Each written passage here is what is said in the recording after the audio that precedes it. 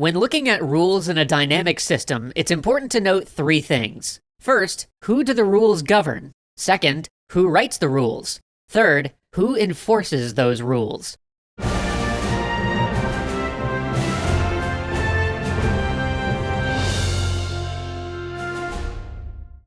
For tabletop games, the rules govern the players. They're written by the game designer, and they're enforced by the players sitting at the table. For console games, the rules govern the players, they're written by the designers, and are enforced by the computer. So what about the rules in politics? The rules that affect citizens most directly are written by Congress, veto-checked by the president, and then enforced by the courts. State and local laws follow similar paths. And this system works quite well, as it separates the rules enforcement from the rules writing, and it doesn't allow the citizens to directly rewrite our own rules at whim. The rules that affect our politicians, though, are another matter altogether. Let's start with Congress. At the start of every session, the House and the Senate get to write their own rules, and they are in charge of enforcing those rules upon themselves. That might be raising some red flags in your head, and for good reason. It's not a very good system. But so saith the Constitution, and thus, here we are. The structure of our political game allows a chamber of Congress to create for themselves whatever rules they want.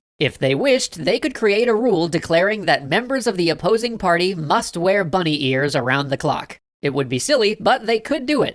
Thankfully, social norms have, thus far, prevented the most extreme abuses from happening, and stopped Congress from going full Calvin ball. But those norms are getting chipped away at an alarming rate. The Senate filibuster is all but gone. Debate has sometimes been limited to as few as 90 seconds, and legislators are frequently not given enough time to even read a bill before having to vote on it. It's getting pretty shameful out there. And the executive branch is even worse. The executive branch actually gets to write the rules that govern the FBI, which is the only investigative body that can effectively investigate the executive branch. Add to that the president's essentially unlimited power of federal pardons and direct control of our nation's intelligence agencies, and you can see why, structurally, we have all sorts of rules-related problems built into our system. Even political parties have this problem. There is no mention of political parties in our Constitution, and while there is good evidence suggesting that many of the Founding Fathers didn't want them in our political system, we do have them now, and they wield tremendous power.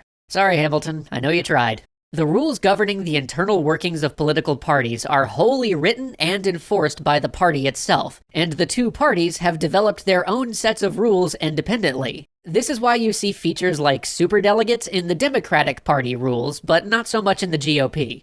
And as you might imagine, allowing these groups to self-govern their internal actions has some pretty serious consequences. Of course, you might reasonably assume that at least when they interact with the rest of the government, these groups run into all of those checks and balances that keep things from getting out of hand, right?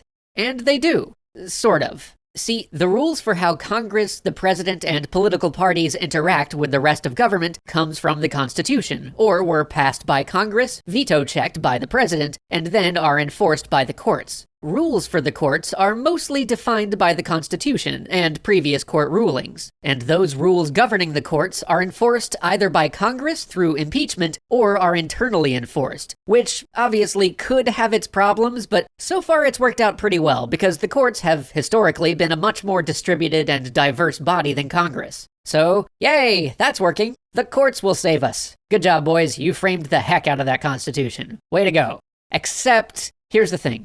In theory, our government is made up of three competing branches which have all sorts of checks and balances against each other. That's the way it was designed to be. But in practice, we don't have three competing branches of government. We actually have two competing political parties spread out amongst those branches of government. And that makes enforcement of the rules unpredictable and very inconsistent. For example, it's generally accepted that the high frequency of investigations into the Clinton presidency was purely a result of partisan politics performed by a GOP-held Congress, because once President Bush was elected and the White House switched to GOP hands, that zeal for investigation suddenly vanished. The standards of congressional rule enforcement plummeted, and unfortunately, the courts, which have often been the final arbiter of rules in our system, have become increasingly partisan as well. From elected state judges to the Supreme Court, this problem is getting worse, not better. And this has led us to a reality where, when the branches of government are split between parties, over-enforcement of rules renders the government unable to act when it needs to. And when one party controls all the branches of government, enforcement virtually disappears. And that is when the real shenanigans start.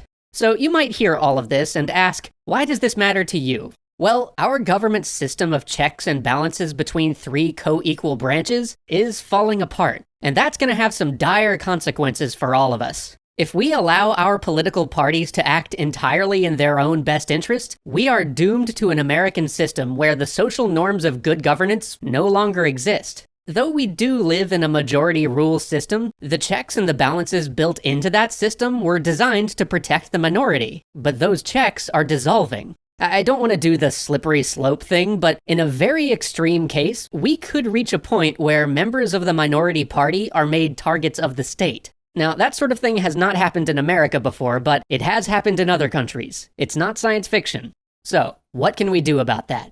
Actually, more than you think. See, politics is a lot like a spectator sport. You might not know this, but in sports, spectators are active participants in the rules writing and enforcement process. You want to know why hockey eliminated the two-line pass? Or why basketball adopted the three-point shot? Or why football decided to more tightly enforce existing rules on illegal hits? All of those patches to the rules were not made because the underlying games were broken. They were made to make the game better for spectators. In democracies, we have the built-in ability to make change with our votes, but it doesn't stop there. Thankfully, we have the ability to apply pressure all year long, not just during voting season. We have a well-protected set of freedoms that allow us the ability to apply pressure to our rules writers and our enforcers around the clock. We can lobby our officials, we can protest, we can raise awareness of bad and unenforced rules. We can do it all. But here's the tough part, and you've heard me say it before. If you want to make the game better, you have to be willing to call fouls on your own team. And that's really hard to do in an environment as partisan as ours has become, I know. But if we do that and support the social norms that keep our whole system in check, it'll pay great dividends in the long run for everybody. We'll see you next time.